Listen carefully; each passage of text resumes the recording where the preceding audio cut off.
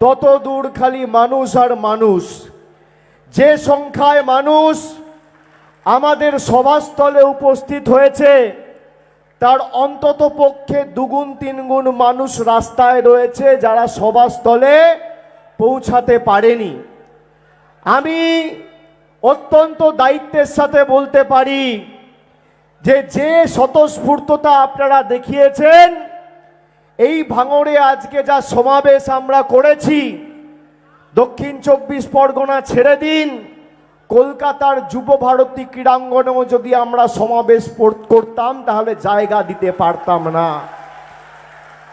এই বিপুল জনসমর্থন, আজকে মানুষের সমর্থন জনসুনামিতে পরিণত হয়েছে। আমি ভাঙড়ের মায়েদের কাছে, ভাইদের কাছে, সহকর্মী, সতীর্থ, সহযোদ্ধা সবার কাছে আমি কৃতজ্ঞ। তার কারণ আপনারা বারে বারে তৃণমূল কংগ্রেসের প্রতি আপনাদের সমর্থন রেখেছেন এবং আমাদের আশীর্বাদ করেছেন। দক্ষিণ 24 পরগনা জেলা আমাদের সকলের কর্মভূমি। মমতা বন্দ্যোপাধ্যায় তার রাজনৈতিক জীবন শুরু করেছিল এই যাদবপুরের মাটি থেকে। খাতায় কলমে 1998 সালের 1 জানুয়ারি আমাদের দল প্রতিষ্ঠিত হয়েছিল, কিন্তু তারও 14 বছর আগে 1984 সালে এই যাদবপুরের মাটি থেকে বাংলার অগ্নিকন্যা মমতা বন্দ্যোপাধ্যায় তার রাজনৈতিক লড়াই শুরু করে আপনাদের আশীর্বাদকে, সমর্থনকে পাথেয় করে, পথ চলার প্রেরণা করে সিপিএমের বর্ষিয়ান দাপুটে সোমনাথ বাবুকে হারিয়ে প্রথমবার সাংসদ হয়ে গেছিলেন।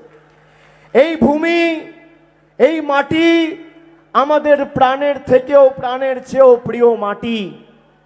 আর দক্ষিণ 24 পরগনার ভাঙড়, দক্ষিণ 24 পরগনার পুলিশ নিয়ন্ত্রণ করে না, মমতা বন্দ্যোপাধ্যায়ের কলকাতা পুলিশ আজকে আপনাদের সুরক্ষা দিচ্ছে, আপনাদের পাশে রয়েছে।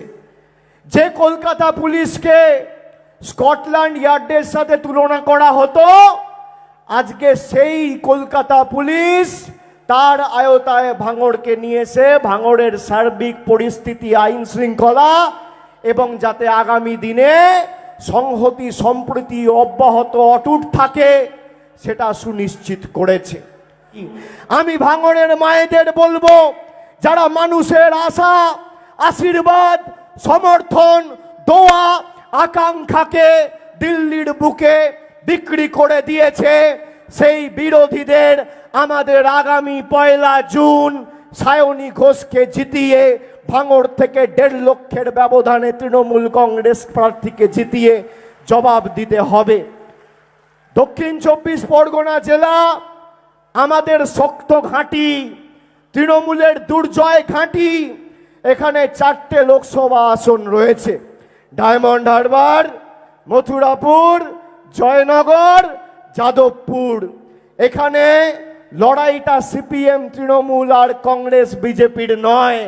যাদবপুরের সাথে লড়াই হচ্ছে ডায়মন্ড হারবারের, আর মথুরাপুরের সাথে লড়াই হচ্ছে জয়নগরের। কে কত জয়ের ব্যবধান বাড়াবে আর কত ভোটে জিতবে। আমি আপনাদের বলতে চাই, মায়েরা, ভাইয়েরা, সহকর্মী, সমবয়সী যারা এসছেন, আজকে 23 তারিখ, আজ থেকে আগামী 7 দিন আমি এই জেলায় থাকবো। যেখানে যেতে বলবেন যাব, যেখানে ঢুকতে বলবেন ঢুকবো। এই বাংলা বিরোধীদের উৎখাত আমরা বাকি লোকসভা কেন্দ্রগুলো থেকে করে দিয়েছি। 3 মাস ধরে রাস্তায় ছিলাম। গতকাল অবধিও আমরা জঙ্গলমহলের কর্মসূচিতে একদিকে পূর্ব মেদিনীপুরের তমলুক, নন্দীগ্রামে সভা করেছি, অন্যদিকে পশ্চিম মেদিনীপুর, ওদিকে ঝাড়গ্রাম লোকসভার শালবনীতে সভা করেছি। গত 3 মাস ধরে আমরা রাস্তায়, আমরা মানুষের চোখের মুখের ভাষা বুঝি। যে উৎসাহ উদ্দীপনা আমি মানুষের চোখে মুখে লক্ষ্য করেছি, আপনারা আমার কথা রেকর্ড করে রাখুন। 1 তারিখ যখন আপনি ভোট দিতে যাবেন, মাথায় রাখবেন এই স্বৈরাচারী আর অত্যাচারী নরেন্দ্র মোদীর সরকার শুধু 3 দিনের মেয়াদে থাকবে। 4 তারিখ ভারতবর্ষে এই সরকারের বিদায় আসন্ন। কেউ আটকাতে পারবে না। মানুষ সিদ্ধান্ত নিয়েছে, মনস্থির করে ফেলেছে যে আগামী দিন এই জনবিরোধী বিজেপির কেন্দ্রের সরকারকে ঝেঁটিয়ে বিদায় করে বাংলার মানুষের সমর্থন নিয়ে মমতা বন্দ্যোপাধ্যায় আগামী দিন দিল্লির বুকে যে সরকার তৈরি হবে তাতে যাতে বাংলার মানুষ নির্ণায়ক শক্তির ভূমিকায় থাকে সেটা আমরা সুনিশ্চিত করব। আমরা সুনিশ্চিত করব যে আগামী দিন যারা সাম্প্রদায়িক, যারা বিভাজনের, বৈষম্যের, বিচ্ছিন্নতাবাদের বীজ বপন করে আমাদের শান্ত বাংলায় অশান্তি করতে চেয়েছে, সেই বহিরাগত বাংলা বিরোধীদের এক ছট